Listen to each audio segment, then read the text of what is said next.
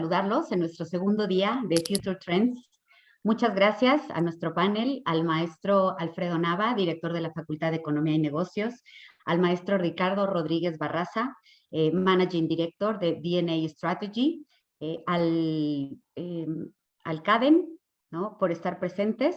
En unos minutos más les presentaré con detalle a nuestro ponente y el día de hoy abordaremos el tema de Share Value.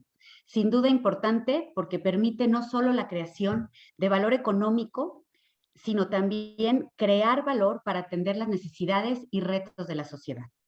Es un honor para mí presentar a nuestro experto y ponente, el maestro Ricardo Rodríguez Barraza. El maestro Ricardo Rodríguez Barraza es socio director de DNA Strategy y su experiencia cubre diversos sectores, entre los cuales se encuentran consumo masivo, salud, petróleo y energía, financiero y farmacéutica.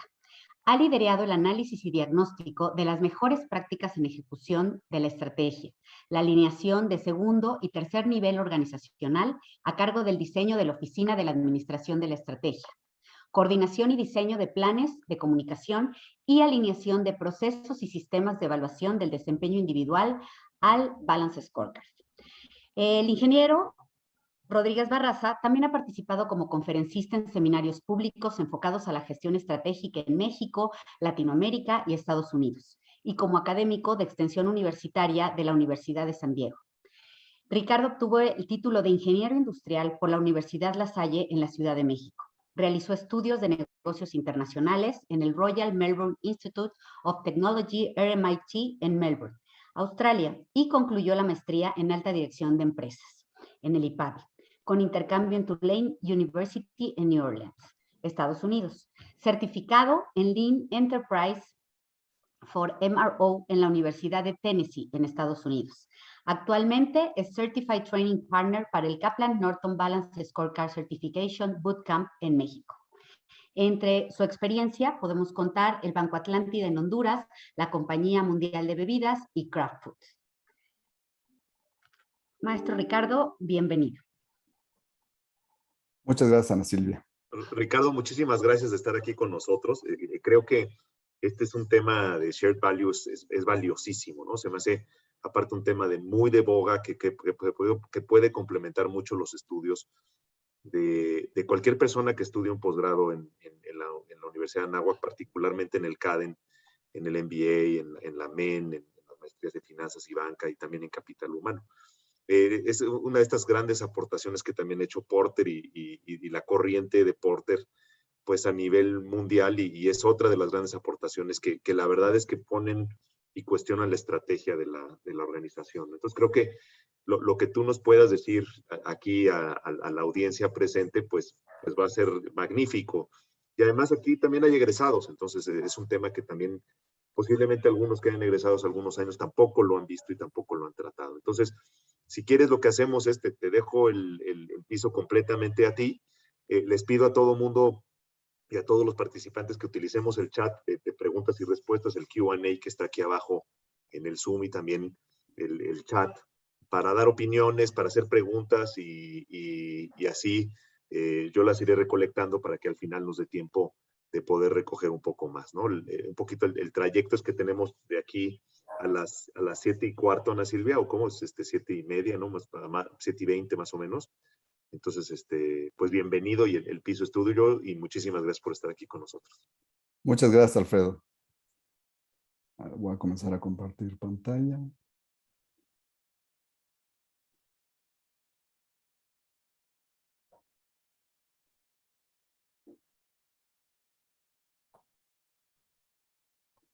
¿Ya todo el mundo puede ver mi pantalla?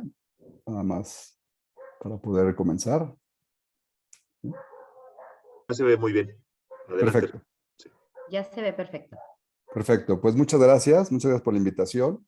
Precisamente como decía Alfredo, y le quise poner impacto positivo porque es el siguiente paso de Share Value, ¿no? Entonces, ya hoy estamos hablando de impacto positivo, que es el siguiente paso de Share Value. Entonces, la plática del día de hoy precisamente es que ustedes puedan conocer o entender hacia dónde se están moviendo las organizaciones temas estratégicos, ¿no? Entonces vamos a ir poco a poco entendiendo hasta ir cerrando qué es el impacto positivo. De entrada, yo creo que lo más importante es de que todos debemos de creer que el mundo está cambiando. O sea, en todos los sentidos. Ya no es lo que era hace 10 años, ya no es lo que era hace 2 años. Entonces, esa es una premisa muy importante, que el mundo está cambiando. Entonces, si el mundo está cambiando, las organizaciones, las empresas deben de cambiar, ¿no? Y más que creerme a mí, deberíamos de creer a los datos. Y estos son unos datos muy importantes que vale la pena que estemos pensando en ellos. El primero, de acuerdo a 74% de CEOs encuestados, contar con una estrategia sustentable en la compañía impacta positivamente en la reputación corporativa y de marca. ¿Quién lo dice? Pricewaterhouse, ¿no? Entonces, ¿cuál es una primera lectura? Pues que un gran porcentaje de los CEOs están buscando tener estrategias sustentables, ¿no? Yo decir, pero ¿eso para qué? Usted lo vamos a ir entendiendo. Pero entonces, la palabra sustentabilidad ya es algo inherente en la mayoría de las organizaciones, en la mayoría de los CEOs. Segundo punto, que ese es algo importantísimo, que precisamente las estrategias se definen para satisfacerlos. El 55% de los consumidores globales están dispuestos a pagar más por productos y servicios de compañías que están comprometidas a un impacto positivo. Entonces, aquí hay una razón de dinero. No solamente quiero ser sustentable porque me gusta esa palabra o porque pienso que es lo adecuado. No, porque desde una manera económica, eso ya tiene un beneficio. Hay un gran porcentaje de consumidores que están dispuestos a pagar un extra, ¿no? Buscando siempre que tenga un impacto positivo. ¿Quién lo dice? Nielsen, otra empresa, una organización mundial que mide precisamente el comportamiento de los consumidores. Y otro tercer dato muy importante es que seguramente muchos de los que ustedes están ahorita viendo la exposición, seguramente les hace clic en algo dentro de ustedes. Para 6 de cada 10 millennials, el sentido de propósito es la razón para decidir trabajar para sus empleadores actuales. Entonces, esto cierra completamente la necesidad de poder de estar cambiando. Por eso le decía, el mundo está cambiando. ¿Qué quiere decir? Que la gente que hoy se está empleando y en los empleos hoy y mañana están pidiendo que las organizaciones se preocupen, que tengan propósitos, porque si no, no te voy a elegir. Entonces, no solamente es porque mis clientes y mis consumidores les es importante, porque si me quiero también a llegar de buenos trabajadores, de buenos asociados, necesito yo también cambiar. Entonces, de esa manera podemos constatar que precisamente el mundo está cambiando y que nosotros debemos de cambiar. ¿Y quién dice esto? Deloitte, ¿no? Entonces, las fuentes son importantes, lo cual nos constata que sí está cambiando el mundo. Ahora, dado ese contexto, ¿cuál es el propósito de cualquier organización? Ok, Ricardo, ya me dice el contexto, pero ¿y eso en qué va a impactar en la organización? Pues precisamente en el fundamento, en las bases. Porque cualquier organización, ¿qué es lo que busca? Cualquier organización lo que busca es, perdón, que se retrasó, es definir una estrategia. ¿Y qué es una estrategia? Hace rato lo decía Alfredo, lo decía, que se ha dicho durante muchos años con Porter y demás. Pues estrategia es una serie integrada de opciones que posicionan la organización en un ecosistema para crear valor superior en el largo plazo. Entonces, ahí hay varias palabras importantes. Serie de integrada de opciones. Entonces, se analiza el mercado, se analiza el contexto y entonces, ¿qué opciones tengo? Pero sobre todo aquí hay una palabra que a lo mejor para muchos es nueva, es en un ecosistema. Un cambio muy importante en la parte de planeación estratégica tradicional es que antes solamente se definía la estrategia hacia adentro y muy poco hacia afuera, tal vez con un FODA o algo así, pero muy poco. En otras palabras, las empresas solamente veían su propio ombligo. Y ahora lo que nos hemos dado cuenta es de que formamos parte de un ecosistema en el cual pertenecemos, queramos o no. Entonces, necesitamos encontrar qué dentro de ese ecosistema es importante para nosotros para generar ese valor. Y precisamente como decía hace rato Alfredo Porter, las actividades cotidianas no es estrategia. Eficiencias operativas no es estrategia. Tenemos que hacer cosas diferentes para poder lograr ese cambio estratégico. Ahora, quisiera entonces parar en el siguiente punto es, ¿y qué es un ecosistema?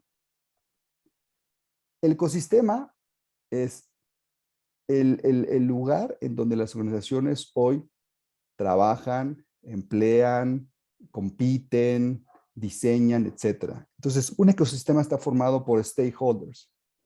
Eso es una palabra que ya tiene mucho tiempo que se ha definido, pero es precisamente todos esos grupos de interés que es importante que nosotros pertenecemos. Entonces, alrededor de cualquier organización vamos a encontrar miembros de la comunidad, socios estratégicos, consumidores, gobierno, socios tecnológicos, distribuidores, minoristas. Entonces, es una serie de stakeholders que van a afectar positiva y negativamente a las organizaciones. Entonces, las organizaciones deben tener un papel, deben ser un hub de creación de valor económico, ambiental y social. Entonces, son las tres variables que cambian precisamente la palabra de impacto positivo. Hoy las empresas no deben solamente preocuparse por generar valor económico. Deben preocuparse para generar valor ambiental y social. ¿Y eso quiere decir que nos convertimos en una AC? No. ¿Una sociedad civil? No. Lo que estamos diciendo es que para poder generar valor económico es necesario también generar valor ambiental y social. ¿Qué quiere decir? Que están casados los tres, ¿no? Entonces, si queremos generar ese valor económico, tenemos que hacer también ese impacto ambiental y social.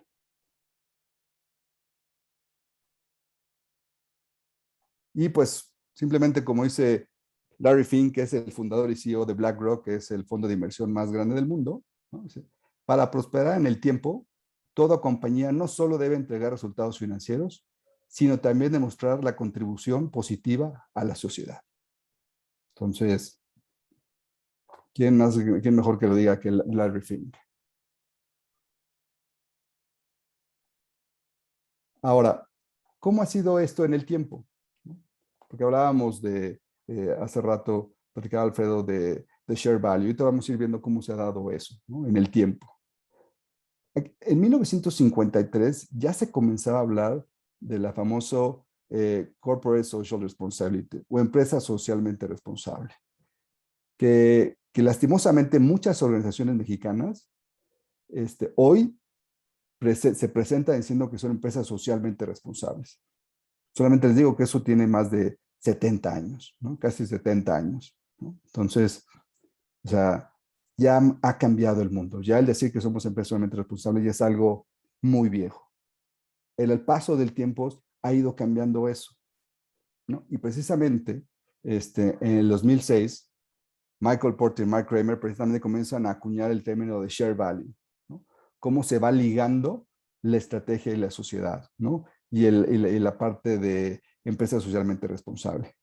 Pero en el 2018 ya comenzamos a hablar de otro tema, ya comenzamos a hablar de el impacto positivo, o como también lo dice Economist, lo dijo hace 2 años, inclusive growth, el crecimiento inclusivo, ¿no? Entonces, ya son términos que vamos a tener que comenzar a adecuarnos y a entenderlos y a usarlos de manera correcta. ¿Por qué? Porque lo que queremos generar son economías de impacto. Lo primero que está cayendo es que ya no hay un paradigma entre intereses sociales y comerciales. ¿Qué quiere decir?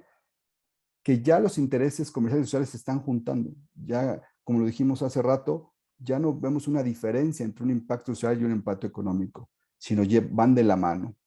También nos estamos dando cuenta pues que los gobiernos necesitan socios del sector privado para impulsar más y mejores resultados. Entonces, eso es importante a la hora de definir una estrategia. Y, por otro lado, las organizaciones privadas necesitan trabajar en conjunto con un mayor espectro de actores para satisfacer las necesidades de consumidores y sus grupos de interés. Entonces, como les decía hace rato, las empresas ya no son un hongo, trabajamos en un ecosistema, vivimos en un ecosistema y tenemos que entender que somos parte de él. Lo que decía también hace rato una de las, de los datos duros. Los consumidores están demandando que los objetivos sociales, ambientales y económicos se refuercen mutuamente. Entonces, y hay una exigencia del consumidor de que no solamente quiero un producto que sea barato, sino que sea un producto que realmente yo esté, a la hora de consumirlo, yo esté tranquilo de que ese producto tiene un impacto, ¿no? Y lo podemos ver todos los días cuando vamos a un Starbucks. ¿Qué es lo primero que vemos dentro de un Starbucks?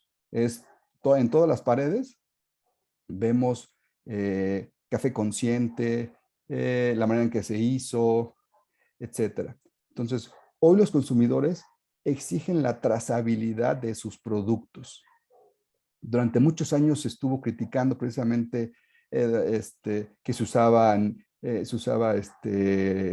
niños para hacer el trabajo, etcétera. Entonces, hoy las empresas, hoy los consumidores nos preocupamos por esa trazabilidad. ¿De dónde viene ese producto? ¿Cuál fue su origen? ¿Cómo se dio ese producto? ¿Qué tipo de mano de obra se usó? ¿Cómo se transportó? Entonces, no es solamente quiero aquí un producto y ya, sino de dónde viene y cómo se hizo.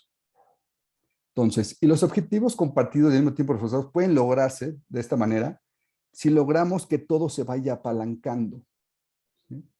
Entonces, cuando logramos que todo esto sea una intersección, entonces podemos poner recursos y habilidades precisamente para generar objetivos comunes, ¿no? Los objetivos muy claros que tienen las organizaciones deberían alinearse es al 2030 de la ONU, ¿no? Los Objetivos de Desarrollo Sustentable. Entonces, esa es una guía, ¿no? Ya hace varios años que se definieron, pero es una importante guía para poder entender hacia dónde va el mundo.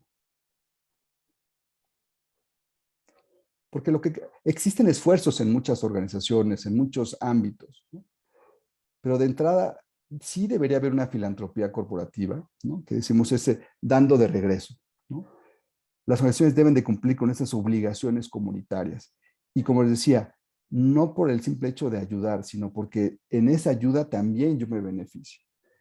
Ir más allá de una empresa socialmente responsable, sino también preocuparnos por el medio ambiente, por el daño que se hace, ¿no? Entonces, los negocios deben ser responsables. Habrá algunas organizaciones o algunas industrias que tienen mayor impacto ambiental o menor impacto ambiental que otras. Eso está claro, ¿no? Los servicios a lo mejor no es tanto, mientras que minería, química, energía tienen mayor impacto. Entonces, ahí también podemos diferenciarlo. El valor compartido o el share value es precisamente que encontramos oportunidades de negocio. ¿Qué quiere decir? Que cuando logramos entender que en el ecosistema existen problemas sociales y ambientales, pues nuestros productos pueden ser esa solución. O nuestros productos van a ayudar no solamente a generar un valor económico, sino a resolver problemas sociales y ambientales. Y precisamente el impacto positivo es crear ese valor social y económico a través de sistemas, de multiactores. Como dijimos, ¿por qué multiactores? Porque somos parte de un ecosistema. Entonces, el uso de la palabra y es intencionalmente desafiante. ¿Qué quiere decir? Que ahora las estrategias no es solamente yo, sino yo y alguien más. Yo y la comunidad. Yo y mis empleados. Yo y el gobierno. Yo y asociaciones civiles. Así sucesivamente. Entonces, eh, ahora hablamos de co-creación de valor, de impacto positivo. Entonces, es la manera en que lo cual tenemos que ir pensando que las estrategias ya no son solitarias, tienen que generarse en conjunto.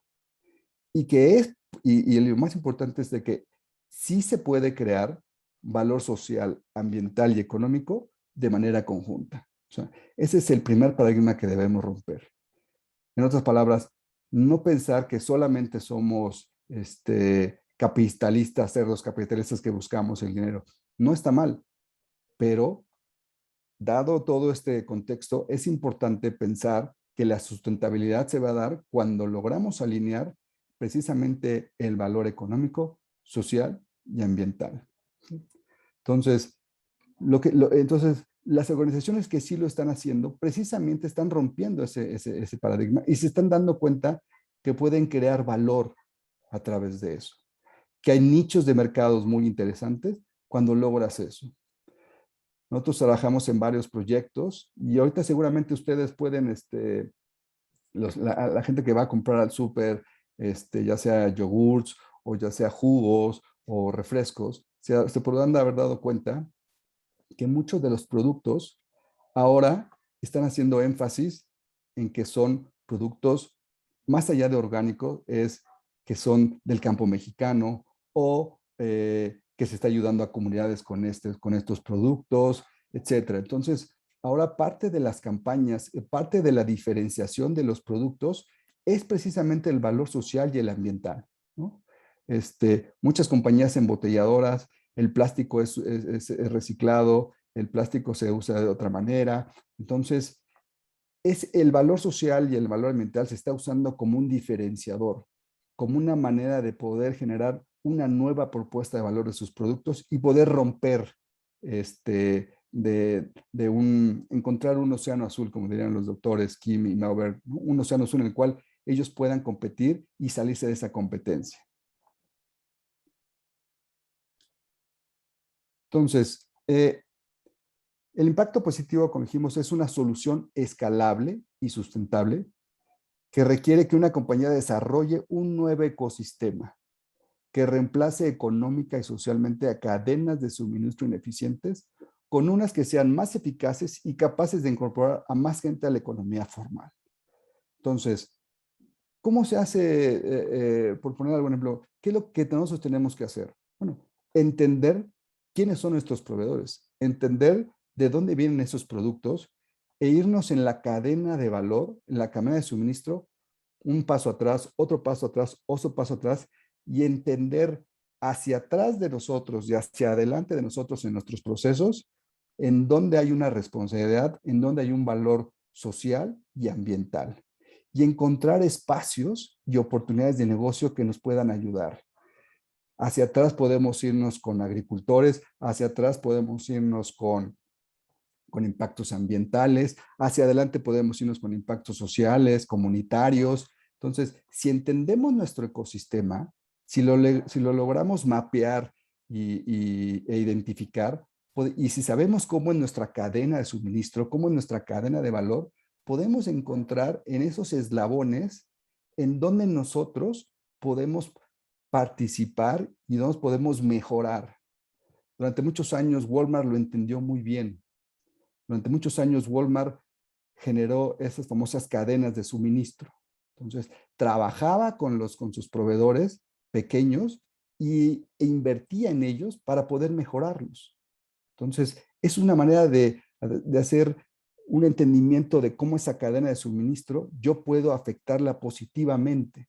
Entonces, lo que quiero que se lleven es que lo más importante es entender en dónde está su organización, entender su ecosistema, sus stakeholders, sus actores. Una vez que los lean, que los entiendan, encontrar cuáles son sus problemáticas, cuáles son sus necesidades y encontrar oportunidades de negocio que refuercen ese beneficio y ese impacto social y ambiental con un impacto de negocio. Si entendemos que somos parte de ese ecosistema y que podemos mejorar esas cadenas de suministro, vamos a generar beneficios sociales, pero también vamos a generar beneficios económicos. Entonces, no está peleado el impacto económico con el impacto social. Ese es un primer paradigma. Sí se puede lograr precisamente esos beneficios económicos dado de la mano de impactos sociales y ambientales. Pues por mí es todo. Si tienen alguna pregunta, con muchísimo gusto podemos platicarlo.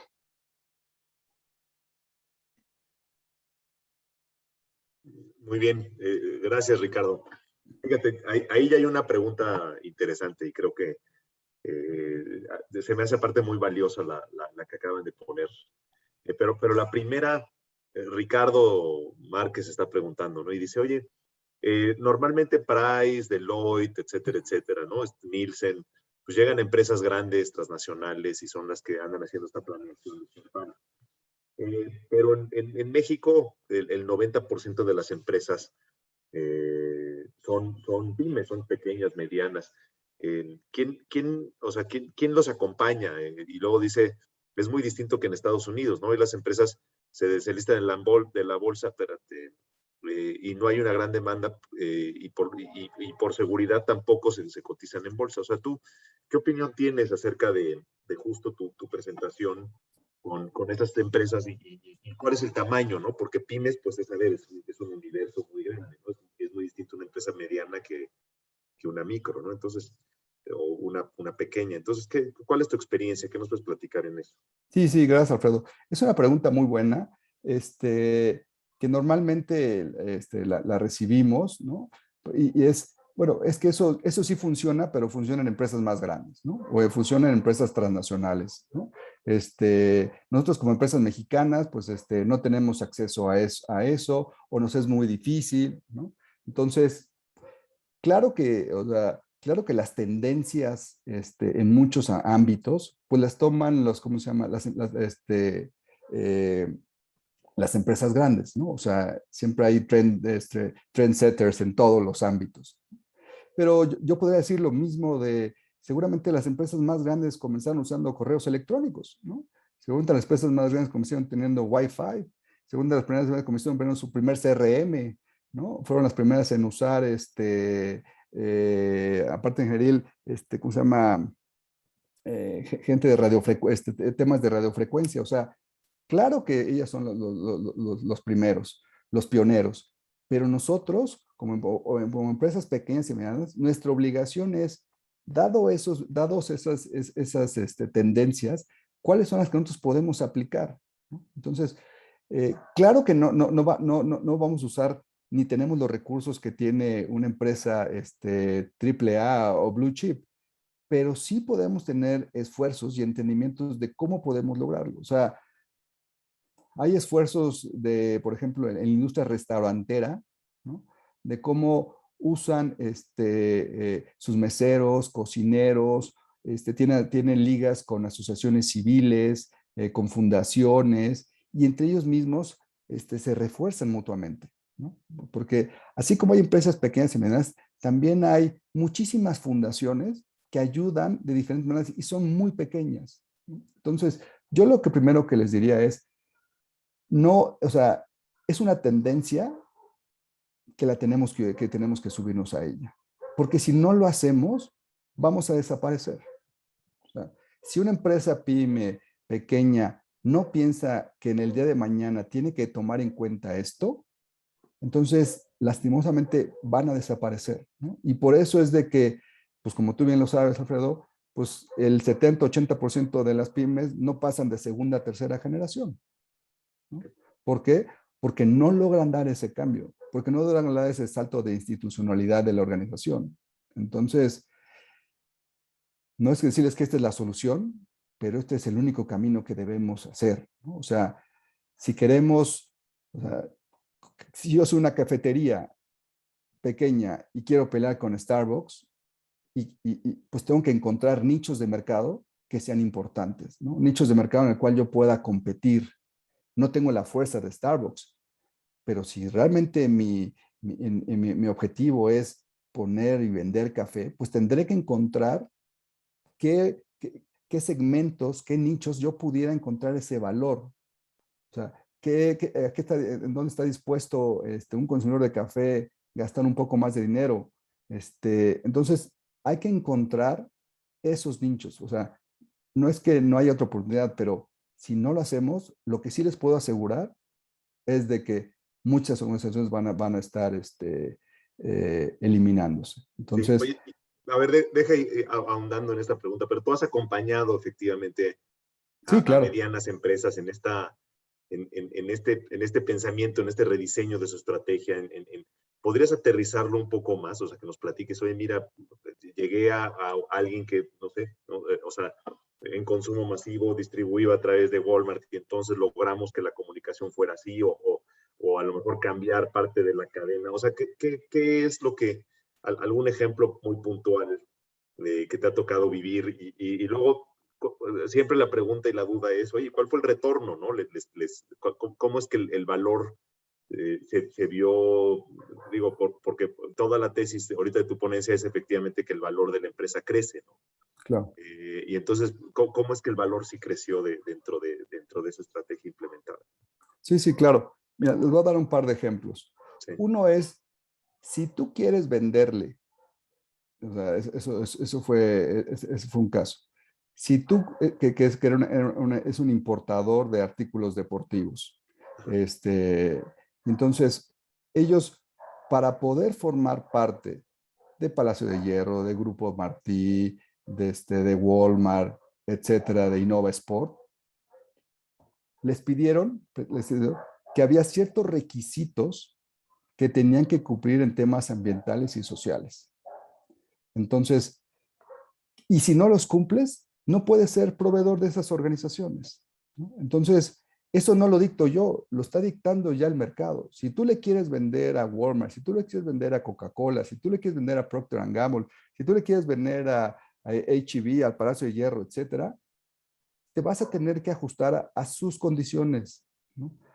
Y ellos te van a estar revisando que precisamente tengas eso. Entonces, o sea, nosotros lo hemos visto cuando un proveedor tiene que ajustarse a los requisitos que le está pidiendo una empresa que ya tiene dentro de sus estatutos, dentro de su normativa, dentro de su estrategia, esos impactos, ¿no? Y ahí sí Entonces, es, evolucionas o mueres, ¿no? O claro, simplemente ya no puedes ser proveedor, ya no exacto. estás. Entonces, pues puedes ser no proveedor de Procter & Gamble, está bien, no entiendo. O sea, pierdes un mercadote, ¿no? Entonces, ya va a ser un requisito. Yo por eso lo veo como si fuera ISO, ¿no? O sea, pues oye, pues el ISO es importante. Pues sí, pero si no tienes ISO no le puedes vender a la industria automotriz.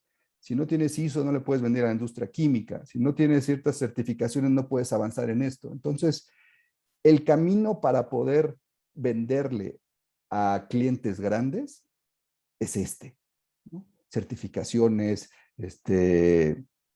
pensamientos. Entonces, ese es desde, si es una empresa, o sea, nosotros lo hicimos como a empresas pequeñas que le daban, que sean proveedores de ello.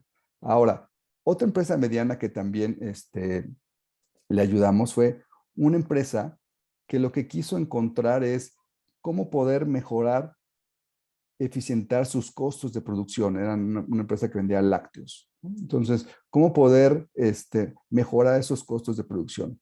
Y entonces lo que hizo fue ir analizando su cadena de abasto y se dio cuenta que había muchísimos intermediarios, que la leche que a lo mejor le daba a un campesino pasaba por 3 o 4 manos antes, o en otras palabras, 3 o 4 coyotes. Entonces, lo que ellos tenían que entender es cómo poder llegar al proveedor primario y ir eliminando esos intermediarios. Entonces, se dieron cuenta que que ellos, si le invertían al proveedor primario, si le ponían un centro de recepción, si le ponían un almacén de distribución, a lo mejor el costo de inversión es un poco alto, sí, pero cuando ves el margen, cómo se va perdiendo, porque hay intermediarios en ese proceso, entonces si tú vas eliminando esos intermediarios, en vez de que te cueste 10 pesos, les llegó a costar 4 pesos, porque esos 5 o 6 pesos se los llevaba a un coyote o un intermediario. Entonces, lo que hiciste fue tú invertir en el primario, en tu distribuidor primario, e irlo mejorando para tu beneficio, porque a él, si a lo mejor a él le compraban a 2 o 3 pesos, y tú le dices, yo te voy a comprar a ti a 4 pesos, pero ya te evitaste intermediarios y ya le diste entonces le diste un valor social a él, pero a su vez tú también tuviste un valor económico, simplemente por entender esa cadena de suministro, cómo podías mejorarla. Bien, muy bien. Oye, y Ricardo, digo, interpreto la pregunta porque porque igual tomó parte de algo de lo que tú dijiste en tu ponencia y no sé exactamente qué está haciendo la referencia, pero tiene que ver más con la comunicación. Y dice, oye, la segunda pregunta, en México entonces las empresas socialmente responsables son obsoletas en su comunicación, o sea, como que él concluyó que las empresas que son socialmente responsables no comunican bien, ¿no? Digamos, porque ahorita nos diste dos ejemplos muy puntuales al revés, de implementación de cuestiones reales, no tanto tan cosméticas, ¿no? Pero probablemente luego la comunicación también es un trabajo muy importante en justo esta creación de valor. Y en este mundo cambiante. No sé, igual tomamos la pregunta tal cual literal como la que hace tu tocayo, o más bien también la ampliamos un poquito más hacia la comunicación de responsabilidad. Sí, yo creo que lo que pasa es que yo creo que el término de empresa socialmente responsable ya es algo tan viejo que, como sería el término en inglés, ya es un given, ¿no? O sea, ya es un commodity. Entonces, ya tú lo puedes ver y no pasa nada, ¿no? Ah, o sea, no tiene ningún impacto en el consumidor que tú digas que es empresa socialmente responsable. Lo que ya está pasando es que muchas empresas como Nestlé, como Danone, como Kellogg, como Procter & Gamble, como Coca-Cola, como Pepsi-Cola, etcétera, etcétera, y empresas mexicanas también, grandes, pues sí están usando, sí están reforzando su posicionamiento o están cambiando su posicionamiento a empresas que tienen responsables, que son sustentables, que se preocupan por el ambiente, se preocupan socialmente, ¿no? Entonces, ya lo vemos en los empaques, ya lo vemos en los comerciales, ya vemos que ellos, ya vemos que se están preocupando. ¿Por qué? Porque lo que dijimos, porque yo como consumidor ya veo que este producto, además de sus ingredientes, también está acorde con mis valores.